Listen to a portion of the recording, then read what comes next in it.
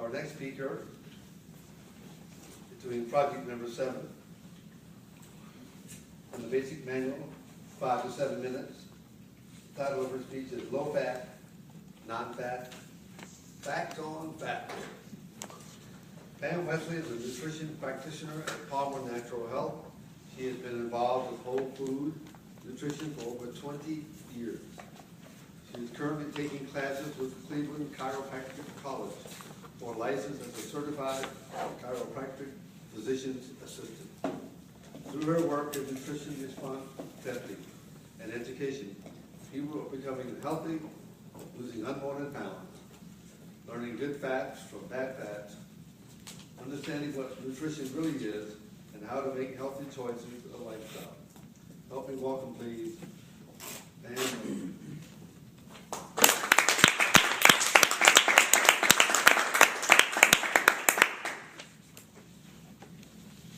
There is a lot of great information out there, and I could bore you guys to death with the chemistry on fats. I'm not going to do that. I'm going to give you a little bit of background on what is a fat and what is an oil. Very, very small chemistry lesson. So molecules are molecules called triglycerides. A hydrogen, a carbon, and an oxygen make up basically lipids. Lipids are fats. If a fat is liquid at room temperature, it's called an oil. If it's solid at room temperature, it's called a fat. So there's your basic chemistry lesson. That's kind of the crux of what my speech is about. There was a man, his name was Dr. Weston A. Price. Dr. Weston A. Price and his wife, he was a dentist in the early 1930s, 1940s. He and his wife traveled the world. What he found very interesting, he studied people in all different cultures. And what he found was people who lived in the most remote part of the world, and they had to eat things like animal fats and butter, and if it was tropical, they ate coconut oil. When they ate whole foods and they didn't have access to Crisco to make cookies and things like that, they actually had the most, and they didn't have dentists and they didn't have toothbrushes, they actually had the most perfectly formed faces, so all the bone structure in their faces was perfect, and their teeth were absolutely perfect. They had absolutely no cavities whatsoever. They didn't brush their teeth, they had no toothbrush, they didn't know what toothbrush was. But what they did have was kind of like this slime kind of thing over their teeth, but they didn't have halitosis. They could just kind of wipe the slime away. But he wondered, why is he seeing all these children in the U.S. who, again, we have Crisco that's very popular, all the little commercials with, use Crisco and bake your cookies and your children will love it, and it's new and it's wonderful. Well, they didn't have access to these. So all these kids in the U.S., they were eating all these trans fats and hydrogenated fats, and we'll get into that in a moment. But they were having all of these cavities, and their teeth were misformed, and they needed braces, and braces is kind of a standard thing now with our kids. So he wondered, well, why? Why are these people who don't even brush their teeth, have no cavities, and have the perfectly formed face? One of the reasons, sugar does have something to do with it, but they also ate honey. But one of the reasons was they ate whole foods. So they ate full fat. They ate saturated fat. So they ate things like butter. They ate tallow and suet. Tallow is from beef and lamb. It's rendered fat from beef and lamb. It's something that if somebody gave you something that was cooked in tallow right now, or even lard, which is rendered from pig, you would go, oh, no, that's horrible. I can't have that. That's so bad for me. Those are actually the good fats. Chicken fat, goose fat, duck fat. Those are all good fats. Those, again, are rendered fats, rendered animal fats. Coconut oil, palm kernel oil, extra virgin olive oil, expeller pressed sesame seed oil, peanut oil, expeller pressed flaxseed oil. Those kind of oils are very, very good for you. Does anybody take fish oil or cod liver oil? Those are all high in omegas. You hear those are good fats, so we're supposed to be taking those fats.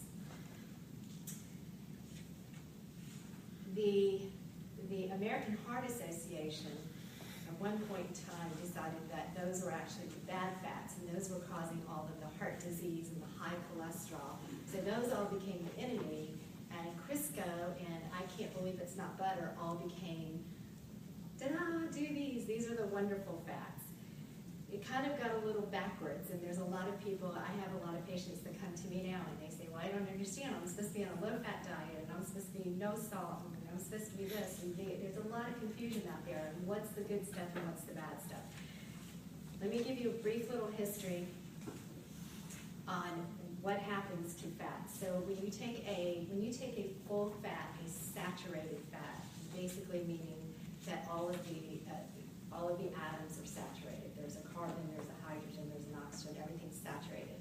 When you take a full fat of animal fat and you render it down, rendering means you just kind of cook it, you kind of deodorize it, get that kind of stinky smell out of it. And the body, and you eat it, the body knows what to do with it. The body can take it, it can produce vitamin K, it can produce vitamin D, vitamin A, it can produce all of the good vitamins. It's actually a healthy fat. Our body recognizes that. When you take an oil that's been hydrogenated, meaning you take a rapeseed oil or rapeseed and you press it down, you cook it at a really high temperature under really high pressure, and then first of all, that's not good for it. And then you have to deodorize it because it stinks, and then you have to add food coloring to it because it's actually this naturally grayish color that nobody would ever buy if it was in the store like that. You take that, you've changed all the molecules in it, it's basically plastic. And that's what we have been marketed to. Eat this, eat this, eat this is so good for you. So that's the plastic. So then you eat that. Your body says, I don't know what to do with that. I don't recognize that. That's plastic. So again, it stores it as fat in your body because it can't utilize it. So a lot of things that the body can't utilize, it'll just store as fat. Like I said, this is pretty dense as far as content goes. Trans fats.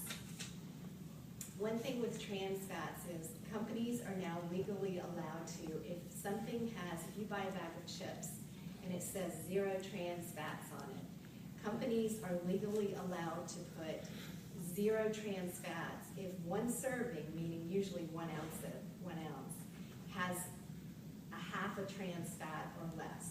So if it has a half a gram of trans fats in it, then a company is legally allowed to put 0 trans fats on it. So if you ate 4 or 5 ounces of potato chips, you've gotten 2 or 3, well, you've got a couple of trans fats. So don't be fooled by the whole trans fats thing.